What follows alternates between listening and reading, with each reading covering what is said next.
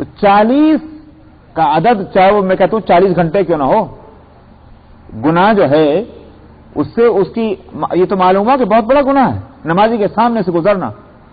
مجھے بڑا تعجب ہوتا ہے کہ لوگ جو ہیں، بعض لوگ آئیں گے، آنے کے بعد یہاں نماز پڑھیں گے۔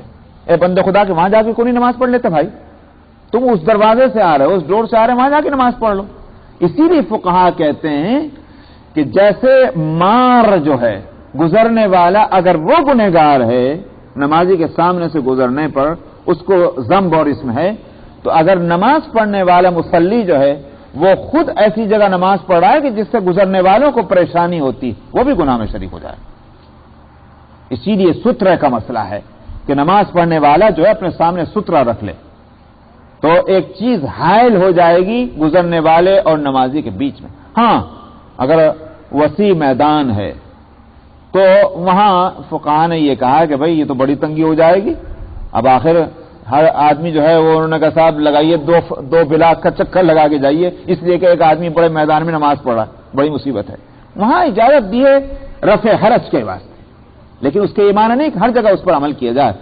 اسی طرح بعض فقہاء نے کہا کہ اگر بڑی مساجد ہیں بہت بڑی، کہ جس میں شہر بھر کے لوگ اکٹھے ہو جائیں، جیسے بڑے بعض شہروں کے اندر جس میں ہزاروں سے لوگ نماز پڑھتے ہیں، اگر ایسی مسجد ہے کہ جس کا بہت، تو وہاں اگر کوئی شخص نماز پڑھ رہا ہے، ایک لمبے سے دور سے اگر کوئی گزر جائے جس کو یہ نہ سمجھا جائے، اس کا معنی کیا ہوگا کہ دیکھنے والا جو ہے وہ یہ محسوس نہ کر رہا ہو کہ نمازی کے سامنے سے یہ گزرنا ہو رہا ہے۔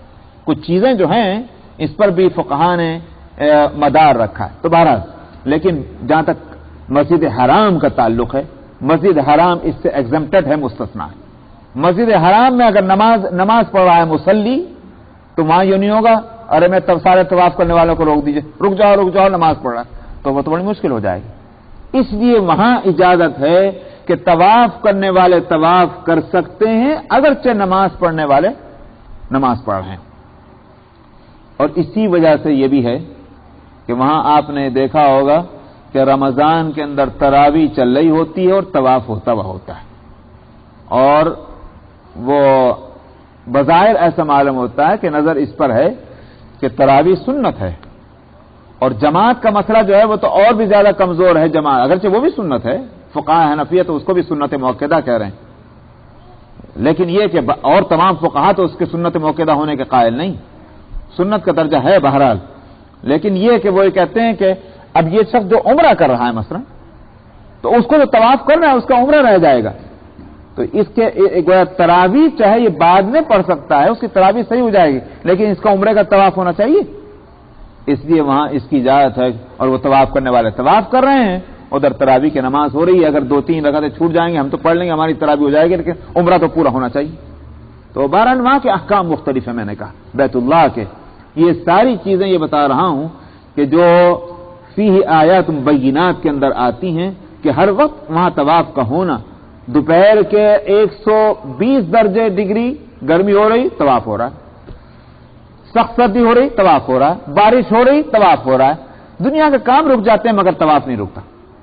یہ کتنی بڑی کھلی نشانی ہے جس کو ہم لوگ اپنی آنکھوں سے دیکھتے ہیں، اور باقی تو اور چیزیں جو اس کو اہل دل ہی جانے، ان کے لیے وہاں تو کیا کچھ نہ ہوگا۔ اور فرمایا انہی میں سے ایک یہ کہ مقام ابراہیم ہے، جو اس بات کو یاد دلاتا ہے کہ بیت اللہ کی تعمیر ہوئی، ابراہیم علیہ السلام نے تعمیر کی، وہ ابراہیم علیہ السلام کی ایک یادگار کا وہاں ہونا یہ ہمارے لیے روحانی اعتبار سے کتنا عظیم ہے۔ وہ بات الگ ہے کہ وہ پتھر وہ ہے کہ مفسرین کہتے ہیں کہ ایلیویٹ کرتا تھا، جب ابراہیم علیہ السلام تعمیر کرتے تھے جتنا اوپر جانا ہوتا وہ پتھر بھی اوپر چلا جاتا، جتنا نیچے جانا ہوتا اتنے نیچے چلا جاتا، یہ تو ان کا معجزہ ہے، تو وہ پتھر موجود ہے۔ تو بہرحال یہ کہ یہ ساری نشانیاں مقام ابراہیم، اسی واسطے جب نبی کریم صلی اللہ علیہ وسلم فتح مکہ کے دن آپ وہاں تشریف لے گئے تو حضرت عمر رضی اللہ عنہ نے پوچھا، حالانکہ جانتے تھے وہ تو خود ہی مکے کے تھے، ما ھذا یا رسول اللہ، یہ کیا ہے؟ تو آپ نے فرمایا مقام ابراہیم۔ حضرت عمر رضی اللہ عنہ نے اس کے افلا نتخذوہ مصلانا یا رسول اللہ، کیا ہم اس کو اپنے نمازوں کے پڑھنے کی جگہ نہ بنا لیں؟ ایک نبی عظیم اور خلیل اللہ کی ایک یادگار ہے، تو ہم یہاں نماز پڑھ لیں۔ اس لیے اس کے بعد सूरह बकरा की बात उतरी थी, वत्तखिज़ू मिन मकाम इब्राहीम मुसल्ला, कि तुम मकाम इब्राहिम को नमाज पढ़ने की जगह बना लो। इसीलिए यह है कि उम्रा करने वाला या हज करने वाला, जिसको उम्रे का तो एक ही तवाफ होता है और हज करने वाला जो है उसके भी एक तवाफ ज़ियारत है जिसके साथ उसको सही करनी है। और वैसे तो हर तवाफ करने वाला उसका तवाफ मुकम्मल नहीं होगा जब तक कि वो 2 रकअत न पढ़ ले। तो फुक़हा शाफ़िईया ने तो ये कहा था मकाम इब्राहिम ही के सामने पढ़नी होगी, अगरचे वो उसको वहां से हटा लिया गया जहां पहले था, थोड़ा दूर कर दिया गया। लेकिन अब वो भी इस पर आ गए हैं जो हनफिया कहते हैं कि पूरा मस्जिद हराम जो है वो मकाम इब्राहिम होगा, इसलिए कि बड़ी तंगी है। अगर सबके सब मकाम इब्राहिम में पढ़ें तो लाइन लग जाएगी, सुबह से शाम तक नंबर ही नहीं आएगा 2 रकअत नमाज पढ़ने का। तो फुक़हा हनफिया ने तो पहले कह दिया था मस्जिद हराम पूरा मकाम इब्राहिम है, जहां भी पढ़ लो। बहरहाल ये कि ये मकाम इब्राहिम की अहमियत है। बस ये रखिए, अगर वैसे का वक्त हो गया मैं दूसरे का वक्त नहीं लेना चाहता। ये वहां इंशाअल्लाह आयत नंबर 97 से फिर होगा, 97 147 सूरह आल इमरान आयत नंबर 96। अऊज़ु बिल्लाहि मिनश शैतानिर रजीम, बिस्मिल्लाहिर रहमानिर रहीम। इन्न अव्वल बैतिन वुदिअ लिन्नासि लल्लज़ी बिबक्कत मुबारकन व हुदन लिल्आलमीन। फीहि आयातुम बय्यिनातुम मकामु इब्राहीम वमन दखलहु कान आमिना वलिल्लाहि अलन्नासि हिज्जुल बैति मन इस्तताअ इलैहि सबीला वमन कफर फ़इन्नल्लाह गनिय्युन अनिल आलमीन। क़ुल या अहलल किताबि लिम तकफ़ुरून बिआयातिल्लाहि वल्लाहु शहीदुन अला मा तअमलून। क़ुल या अहलल किताबि लिम तसुद्दून अन सबीलिल्लाहि मन आमन तबगूनहा इवजन व अंतुम शुहदा वमल्लाहु बिगाफिलिन अम्मा तअमलून। या अय्युहल्लज़ीन आमनू इन तुतीअू फरीक़म मिनल्लज़ीन ऊतुल किताब यरुद्दूकुम बअद ईमानिकुम काफिरीन। वकैफ तकफुरून वअंतुम तुतला अलैकुम आयातुल्लाहि वफीकुम रसूलुहु वमन यअतसिम बिल्लाहि फक़द हुदिय इला सिरातिम मुस्तक़ीम। या अय्युहल्लज़ीन आमनू इत्तक़ुल्लाह हक़्क़ तुक़ातिही वला तमूतुन्न इल्ला व अंतुम मुस्लिमून। वातसिमू बिहब्लिल्लाहि जमीअन वला तफर्रकू वज़कुरू निअमतल्लाहि अलैकुम इज़ कुंतुम आदाअन फ़अल्लफ़ बैन क़ुलूबिकुम फ़अस्बहतुम बिनिअमतिही इख़वाना वकुंतुम अला शफ़ा हुफ़्रतिन من النار فأنقذكم منها كذلك يبين الله لكم آياته لعلكم تهتدون ولتكن منكم أمة يدعون إلى الخير ويأمرون بالمعروف وينهون عن المنكر وأولئك هم المفلحون ولا تكونوا كالذين تفرقوا واختلفوا من بعد ما جاءهم البينات وأولئك لهم عذاب عظيم صدق اللہ العظیم.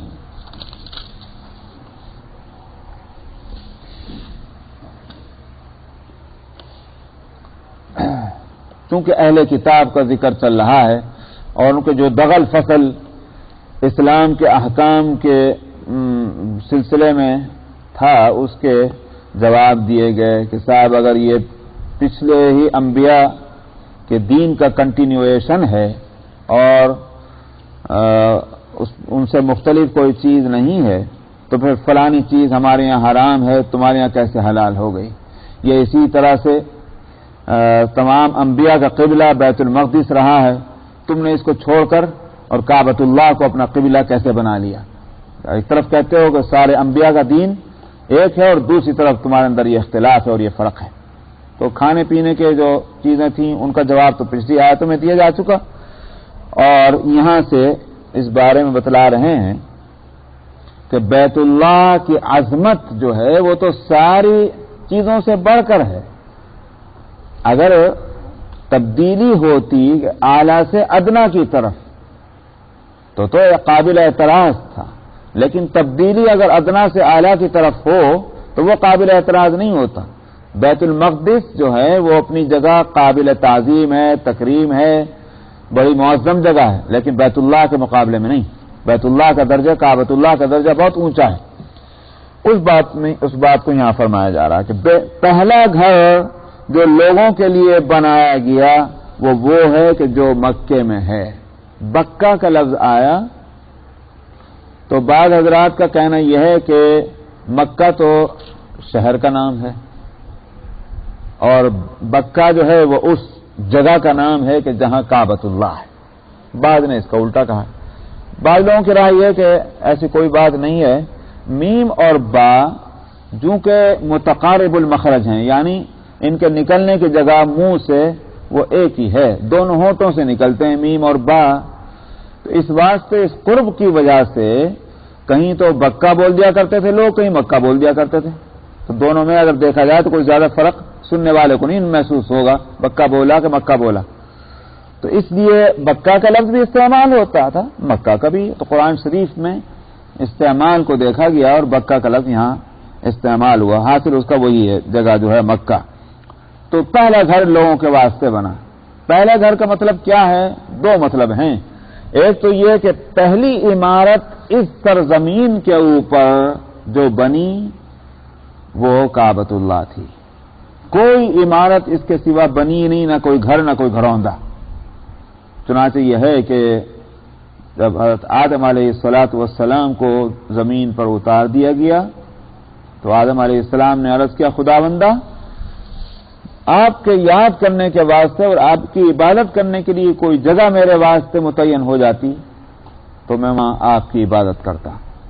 تو فرشتوں کے ذریعے سے یہ کعبہ جو ہے یہ اس کو تیار کیا گیا اور آدم علیہ السلام کے لیے کہا گیا یہ ہے عبادت کی جگہ. اس کے بعد جس کو کہنا چاہیے سویلائزیشن جیسے جیسے بڑھتا گیا لوگوں نے اپنے اپنے گھر بنایا, اولاد ہونے لگی جب. لیکن پہلا گھر جو بنا ہے وہ کعبۃ اللہ. ایک معنی تو یہ ہے. اور دوسرے یہ کہ انسانوں نے تو اپنے گھر بنانے شروع کر دیے تھے, جیسے کیسے بھی ہوں, گھاس کے ہوں, پھوس کے ہوں, لیکن اللہ کے واسطے گھر کوئی نہیں بنا تھا، یہ پہلا گھر ہے جو اللہ کے نام پر بنا. ہاں انسانوں نے اپنے گھر بنا لیے تھے. دونوں قول مل رہے ہیں، مفسرین دونوں باتوں کو لکھ رہے ہیں، امکان دونوں چیزوں کا ہے. قرآن شریف کی آیت دونوں کا احتمال کو لیے ہوئے ہے. اس سے بہرحال قدامت معلوم ہوئی کہ پہلا گھر تو یہ ہے. جب پہلا گھر یہ ہے تو اس سے جہاں اولیت معلوم ہوئی وہاں اس کی فضیلت بھی سامنے آئی. اسی واسطے آگے فرماتے ہیں مبارکن، برکت والی، اور وہدن للعالمین، اور ہدایت کا سامان ہے سارے جہانوں کے واسطے. تو پہلا گھر جو اس کو کہا گیا، ویسے تو جو مشہور ہے کہ ابراہیم علیہ السلام نے تعمیر کی، عام مسلمانوں میں اس کی جو شہرت ہے. تو اس کے بارے میں یہ ہے کہ حضرت ابراہیم علیہ السلام نے تعمیر تو کی، مگر تعمیر اول نہیں تھی، وہ دوسری تعمیر تھی. اس لیے علماء کا کہنا یہ ہے کہ آدم علیہ السلام کے وقت میں جو کعبۃ اللہ تھا وہ رہا باقی حضرت نوح علیہ السلام کے طوفان تک. نوح علیہ السلام کے طوفان میں ہر چیز ناپید ہو گئی تو کعبۃ اللہ بھی وہ ختم ہو گیا. ہاں اس کی بنیادیں باقی رہ گئیں، زمین کے اندر فاؤنڈیشن جو ہے وہ رہ گئی تھی، اور اس کے بعد پھر اس کی تعمیر نہیں ہوئی. کوئی بھی اس وقت عمارت موجود نہیں رہی حضرت ابراہیم علیہ السلام کے دنیا میں تشریف لانے کے وقت تک. ابراہیم علیہ السلام نے نبوت ملنے کے بعد پہلے تو جہاں اپنا شہر تھا عراق، وہاں اپنے شہر میں ہی انہوں نے تبلیغ دین کی. لیکن جب کسی نے نہیں مانا سوائے ان کی اہلیہ کے حضرت سارہ، اور سوائے ان کے بھتیجے حضرت لوط علیہ السلام کے، اور کسی نے نہیں مانا، تو آخر یہ ہوا کہ وہاں سے انہوں نے ہجرت کی. ہجرت کر کے وہ آ گئے فلسطین کے علاقے میں، الخلیل جو موجود ہے، یہاں حضرت ابراہیم علیہ السلام نے پڑاؤ کیا. اس کے بعد پھر یہ ہوا کہ اللہ نے جو بھی قرآن شریف کے سورہ بقرہ میں جو آیت گزر چکی، وَإِذِ ابْتَلَىٰ إِبْرَاهِيمَ رَبُّهُ بِكَلِمَاتٍ فَأَتَمَّهُنَّ، ابراہیم علیہ السلام کے جو ٹیسٹ ہوئے اللہ سبحانہ و تعالیٰ کی طرف سے اور اس میں وہ کامیاب ہوئے، تو اس کے بعد اللہ نے فرمایا انی جاعلک للناس اماما، میں ساری دنیا کے انسانوں کا پیشوا اور قائد تم کو بنا رہا ہوں. تو رہتی دنیا تک ابراہیم علیہ السلام کی مرکزیت جو ہے وہ قائم کر دی گئی. اب اس کا انتظام کس طرح ہوا؟ ابراہیم علیہ السلام کے یکے بعد دیگرے دو بیٹے ہوئے، ایک اسماعیل علیہ السلام ہوئے، ایک حضرت اسحاق علیہ السلام ہوئے. ابراہیم علیہ السلام کے اس پہلے بیٹے اسماعیل علیہ السلام، جن کو ذبیح اللہ بھی کہا جاتا ہے، تو ان کے لیے تو اللہ کے حکمت نے یہ فیصلہ کیا کہ ان کی نسل سے تو حضرت محمد صلی اللہ علیہ وسلم آخری نبی آنے ہیں، جن کی امت قیامت تک ہوگی، جن کی نبوت قیامت تک ہے، جن کی شریعت قیامت تک ہے. تو ان کے لیے تو یہ ہوا کہ ان کو لے جایا جائے وہاں جہاں وہ کعبۃ اللہ تھا.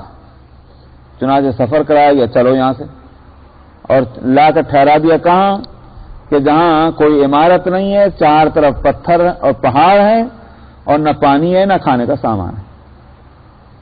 اور وہ بچہ جو ہے وہ بھی ابھی گود میں ہے، اور حضرت حاجرہ جو ان کی دوسری بیوی تھی، ان کو وہاں چھوڑ کر کے، اور ابراہیم علیہ السلام تو چل دیا اللہ کے حکم سے، یہاں سے واپس جاؤ.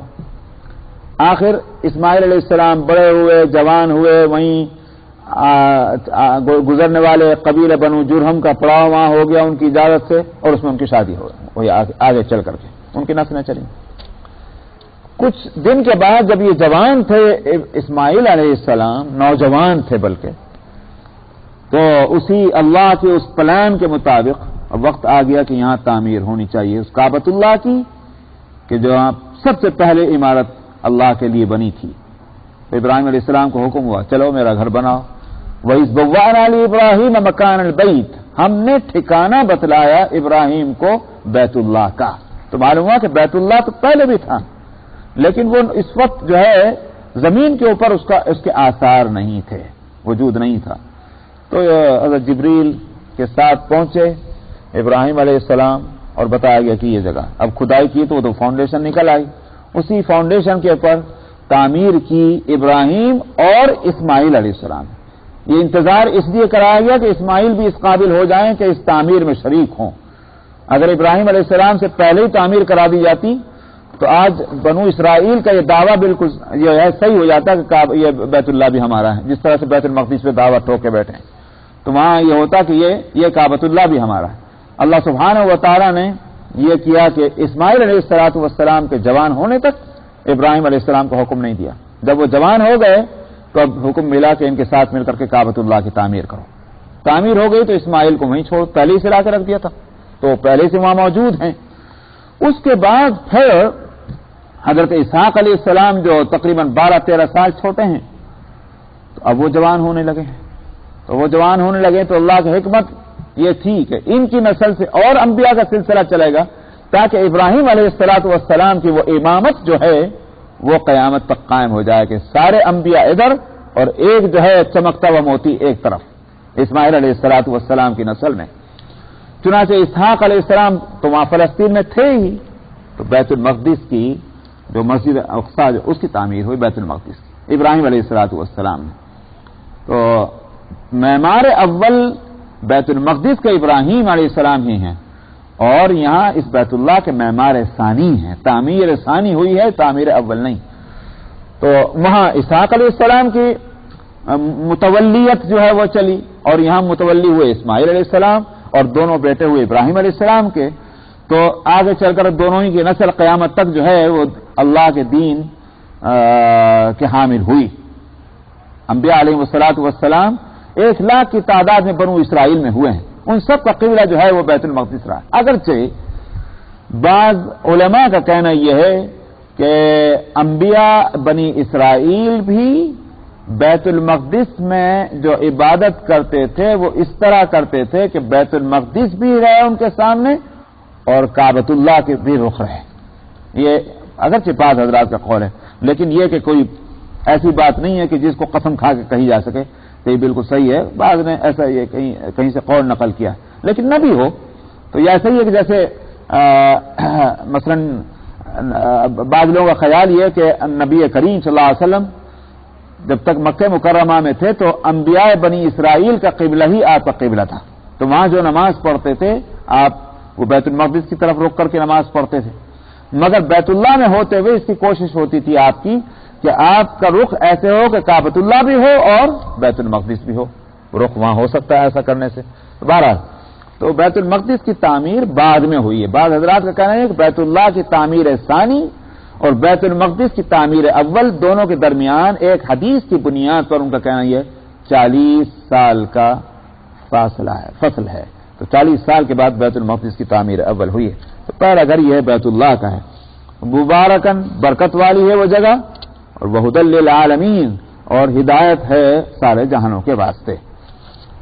اس لیے کہ یہیں نبی کریم صلی اللہ علیہ وسلم یہیں پیدا ہوئے یہی قبلہ بنے گا. تو جب یہی قبلہ بنے گا تو ظاہر ہے کہ ہدایت کا مرکز بھی یہی ہوگا سارے جہانوں کے لیے. فیہ آیات بینات مقام ابراہیم اور اس میں نشانیاں ہیں کھلی کھلی کہاں ہے کہ اللہ کے گھر ہونے کی نشانیاں. بھائی اگر کسی مالدار کا گھر ہے تو غریب کے گھر سے مختلف ہوگا کہ نہیں ہوگا بھائی؟ سمجھ میں آیا؟ ایک غریب کا گھر ہے تو مالدار کے گھر سے مختلف ہوگا کہ نہیں؟ اگرچہ وہاں اس وقت گھر والا موجود نہیں مگر گھر کو دیکھ کر آپ سمجھ سکتے ہیں کیسے آدمی کا گھر ہوگا. کسی مالدار کا گھر ہے کسی غریب کا گھر ہے. میں تو آپ سے یوں کہتا ہوں کہ آپ کو گھر دیکھ کر یوں بھی سمجھ سکتے ہیں کسی دیندار کا گھر ہے یا بے دین کا گھر ہے. سمجھ میں آیا؟ یہ بھی آپ گھر کو دیکھ کر سمجھ سکتے ہیں.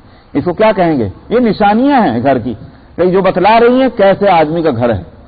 تو کیا بیت اللہ جو ہے جو اللہ کا گھر ہے اور اللہ کے حکم سے بنا اور پہلی تعمیر اس کی فرشتوں نے کی اور اس کے بعد تعمیر حضرت ابراہیم جیسے جلیل القدر پیغمبر نے کی تو کیا اس میں کوئی نشانی نہ ہوگی اللہ سبحانہ و تعالیٰ کی صفات کی صفات جاہ و جلال کی؟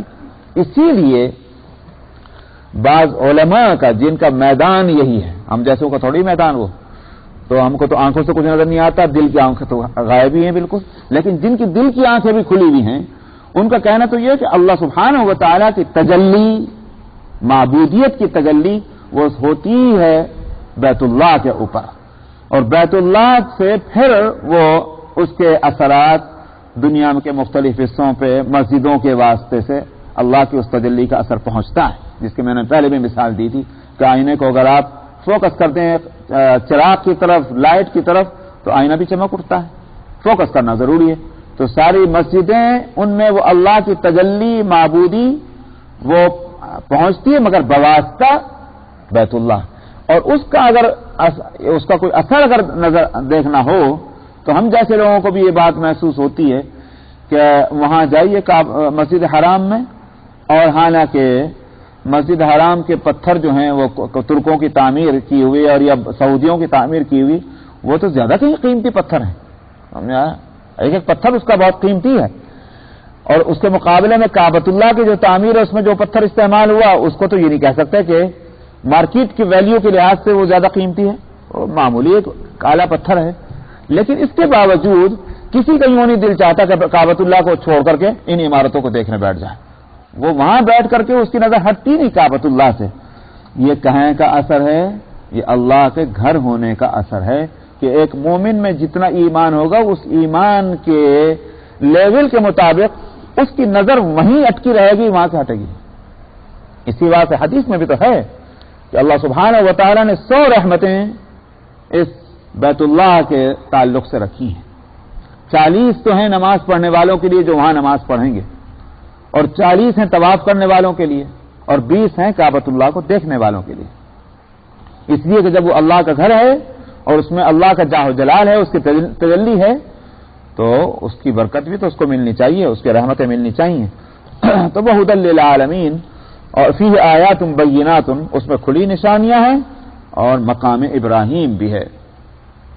ومن دخلہ کان آمنا، مقام ابراہیم یہ وہی پتھر ہے کہ جس پر کھڑے ہو کر ابراہیم علیہ الصلوۃ والسلام نے بیت اللہ کی تعمیر کی تھی۔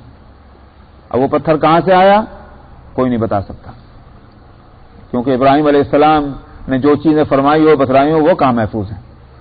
تو قرآن نے جو کچھ بتلا دیا وہ محفوظ ہے، یا رسول نے جو بتلا دیا وہ محفوظ ہے۔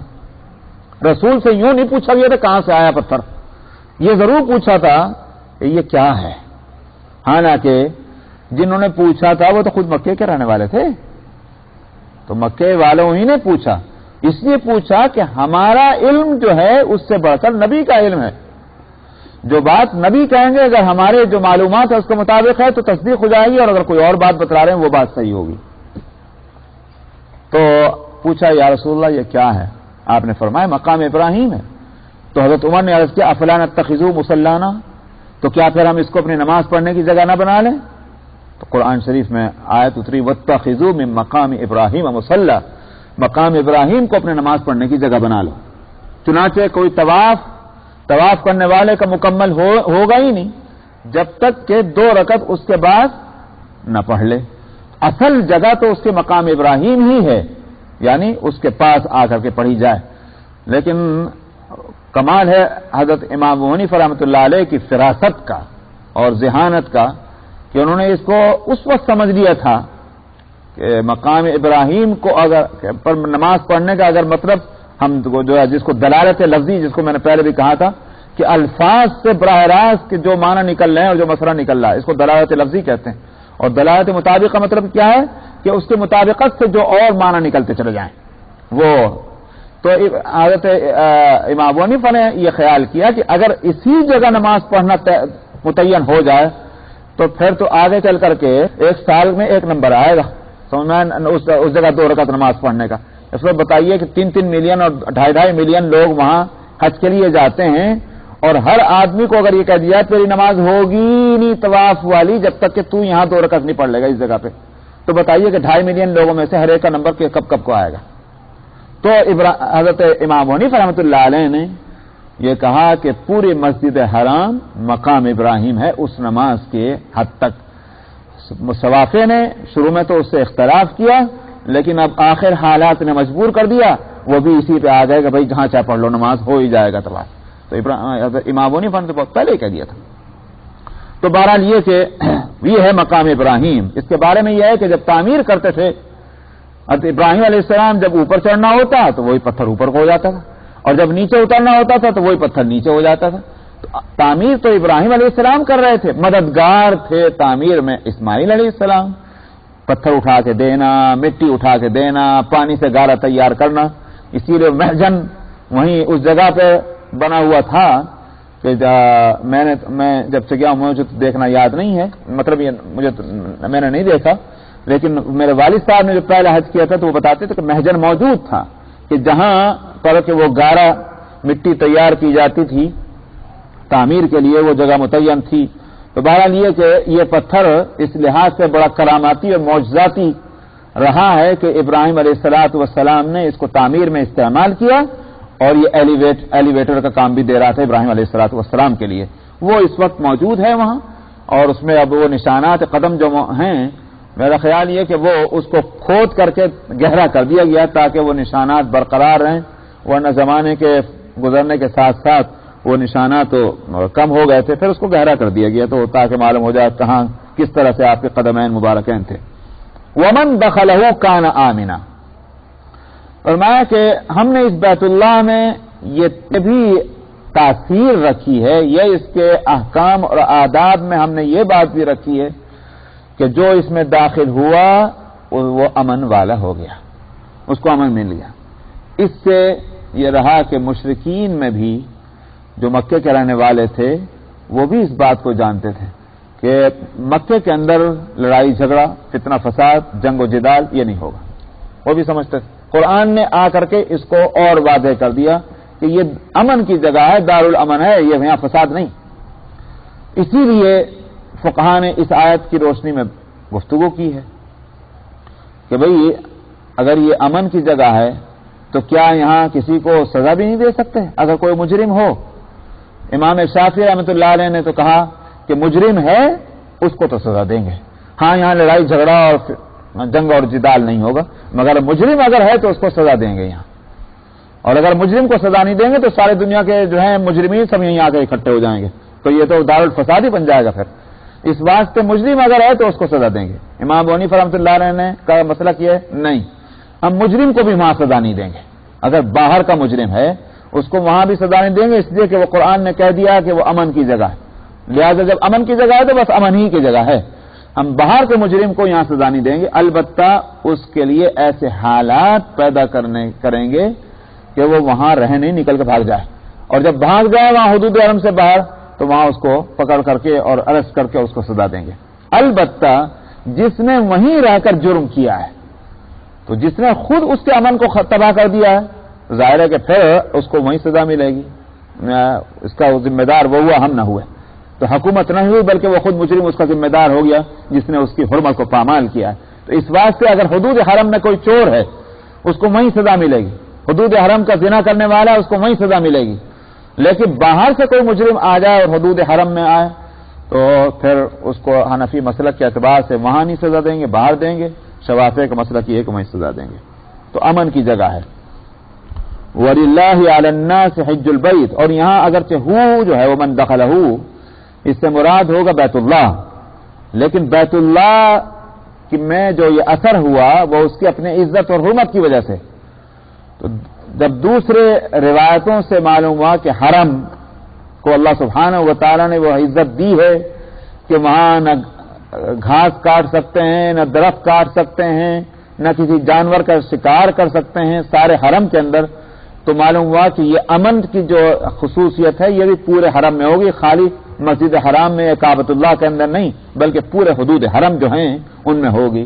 تو مثلا اگر جدہ سے آپ جاتے ہیں تو ایک جگہ آتی ہے وہاں لکھا ہوا ہے حرم، یہاں سے حرم شروع ہو رہا ہے، تو وہ پورا علاقہ جو حدود حرم کا ہے اس کے یہی احکام رہیں گے. وَلِلَّهِ عَلَى النَّاسِ حِجُّ الْبَيْتِ مَنِ اسْتَطَاعَ إِلَيْهِ سَبِيلًا، اور اللہ کے واسطے لوگوں کے اوپر فرض ہے بیت اللہ کا حج کرنا جس میں وہاں تک جانے کی طاقت ہے، راستے کی طاقت ہے. تو فرض ہے، فرض تو کر دیا ہر مسلمان پہ، علی الناس، سارے انسانوں پر حج فرض کر دیا گیا، مگر ایک کنڈیشن لگا دی. اس کنڈیشن نے آ کر کیا کر دیا؟ لمیٹڈ کر دیا اس فرضیت کو. تو معلوم ہوا کہ ہر ایک کے لیے نہ ہوا اگر وہ شرط نہ پائی جا رہی ہو ہاں شرط پائی جائے گی تو جہاں جہاں شرط پائی جائے گی وہاں وہاں وہ فرض ہوتا جائے گا. تو یہاں لفظ لائے ہیں اس شرط کے تعلق سے من استطاع الیہ سبیلا، جس کو وہاں تک پہنچنے کی طاقت ہے. اب اس لفظ میں ظاہر ہے کہ یہ کام فقہا کا قرآن کے اور حدیث کے الفاظ میں غور کرنا اور اس سے مسائل نکالنا، اصول بھی نکالنا اور فروع اور جزیات بھی نکالنا. اس میں غور کیا کہ وہاں تک پہنچنے کی طاقت کے معنی کیا ہے. تو شوافع کا کہنا تو یہ ہے کہ صاحب راستہ پرامن ہو اور کھانے پینے کا خرچ ہو، بس اب چلو، اور اس سے زیادہ اور کچھ نہیں. جس کے پاس اتنا ہے اس کے اوپر حج فرض ہو جاتا ہے. حنفیہ نے کہا کہ اتنا ہی نہیں بلکہ اتنا بھی ہونا چاہیے کہ راستہ پرامن ہو، اپنا خرچ مرچ اس کے ساتھ ہو، اور دوسرے یہ کہ جتنے دن غائب رہے گا حج کی وجہ سے تو جن کا خرچ اس کے ذمے ہے اتنے دن کا خرچ کا انتظام بھی ہو. یہ بھی ہونا چاہیے. یہ نہیں کہ وہ بھوکے مریں گے کہ صاحب ہم تو حج کرنے جا رہے ہیں تم مرتے رہو، یہ نہیں ہوگا. حنفیہ کہتے ہیں کہ ان کے بھی خرچ کا انتظام کرنا ہے، بیوی ہیں، بچے ہیں وغیرہ وغیرہ، یا ماں ہیں، باپ ہیں، جن کا خرچ شریعت نے اس کے ذمہ کیا ہے. جتنا ٹائم حج کے لیے جانے اور آنے میں لگے گا اتنے ٹائم کا خرچ ہونا چاہیے. مالکیہ کا مسلک یہ ہے کہ نہیں، راستہ تو بے شک پرامن ہو لیکن خرچ ورچ کی کوئی ذمہ داری نہیں. محنت کرو، مزدوری کرو، کماتے جاؤ، کھاتے جاؤ اور حج کرو جا کر کے. تو مالکیہ اس معنی میں بہت سخت ہے. تو انہوں نے تو کہہ دیا کہ کچھ نہیں، بس اللہ نے پیر دیے ہیں، اللہ نے ہاتھ دیے ہیں، اور چلو پھرو، ہاتھ پیر ہلاؤ اور محنت مزدوری کرو مگر حج کرنے جاؤ.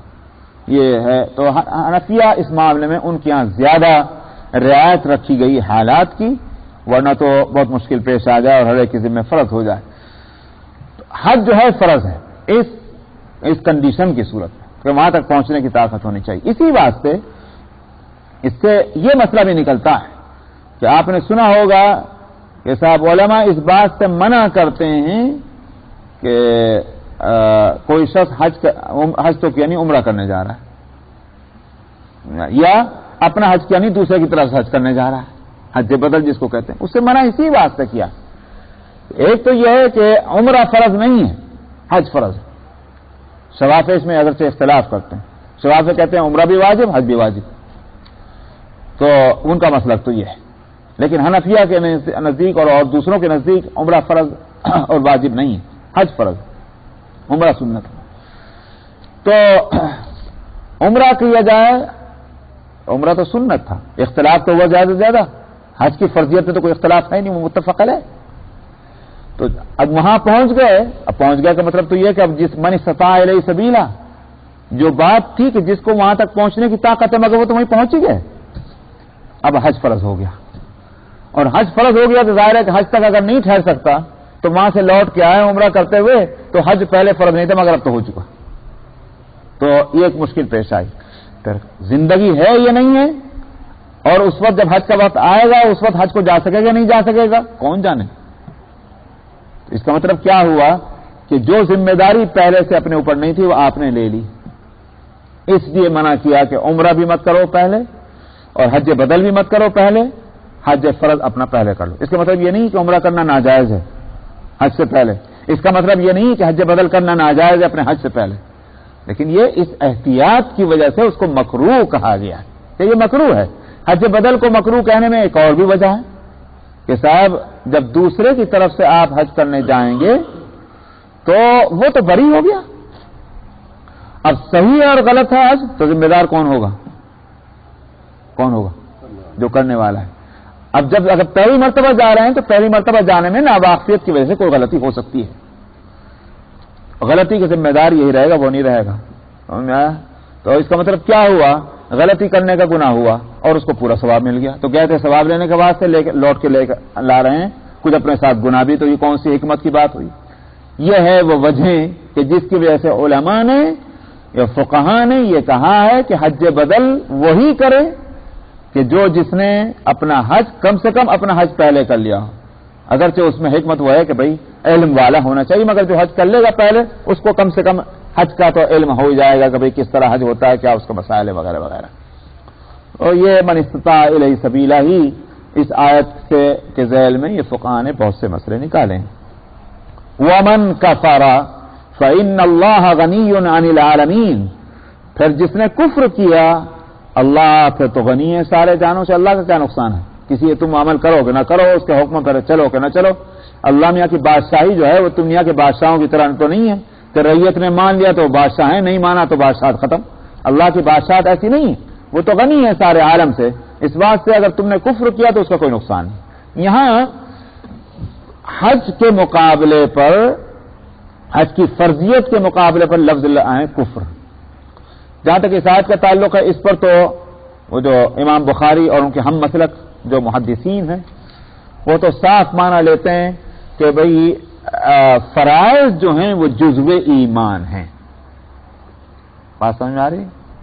جو اسلام کے جو فریضے ہیں وہ ایمان کا جز ہیں، اگر وہ فرض ادا نہیں ہوگا تو اس کا مطلب کیا ہوا؟ اس نے کفر کیا ہے، ایمان کے خلاف ہوا۔ ایمان جب جز ختم تو کل بھی ختم ہو جاتا ہے۔ اسی لیے من ترک الصلاۃ متعمدا فقط کفر، اس حدیث کو سامنے رکھ کر وہ کہتے ہیں جس نے نماز چھوڑ دی، پیغمبر نے فرما دی اس نے کفر کیا تو کافر ہو گیا۔ یہاں آیت آئی حج کے فرضیت کے مقابلے میں جس نے کفر کیا، معلوم ہے کہ جو حج نہیں کرے گا اس نے کفر کیا تو کافر ہو گیا۔ حج فرض تھا، شرط پائی جا رہی تھی مگر حج نہیں کر رہا، تو محدثین نے اور امام بخاری کا ہم مسلک جو ہیں انہوں نے تو صاف صاف معنی نہیں لے لی۔ لیکن حنفیہ جو ہیں وہ چونکہ اعمال اور فرائض کو جزو ایمان نہیں کہتے، کہتے ایمان جو ہے وہ ایک الگ ایک سالد ایک چیز ہے، اعمال جو ہیں وہ اس کو طاقت پہنچانے والے ہیں، ایمان کو صحت مند بنانے والے ہیں، اس کو انرجی پہنچانے والے ہیں، یہ سب ہے، لیکن جزو ایمان نہیں ہے کہ اگر جز ختم ہو جائے تو کل ختم ہو جائے گا، یہ نہیں ہوگا، یہ حنفیہ کا کہنا ہے۔ تو وہ یہاں اس سے کہتے ہیں کہ ومن کفر کا مطلب کیا ہوا؟ وہی معنی ہوں گے من ترک الصلاۃ متعمدا فقط کفر کے جو معنی لیتے ہیں، وہ کہتے ہیں کہ اس نے کافروں والا کام کیا ہے۔ تو اس طرح جس نے حج نہیں کیا اس نے کافروں والا کام کیا، حج فرض تھا مگر نہیں کر رہا۔ اس سے شدت معلوم ہوئی اس حکم کی، حج فرض ہو تو حج کرنا ہی چاہیے، فرضیت کے بعد بھی حج نہیں کر رہا ہے تو اس میں اور پھر کافر میں کیا فرق رہ گیا؟ جیسے بغیر عذر نماز چھوڑنے والے میں اور کافر میں کوئی فرق نہیں رہا دیکھنے کے لحاظ سے۔ ایک اور حدیث میں بھی آپ نے فرمایا کہ جو من ملک زادا وراحلتا ومات ولم يحج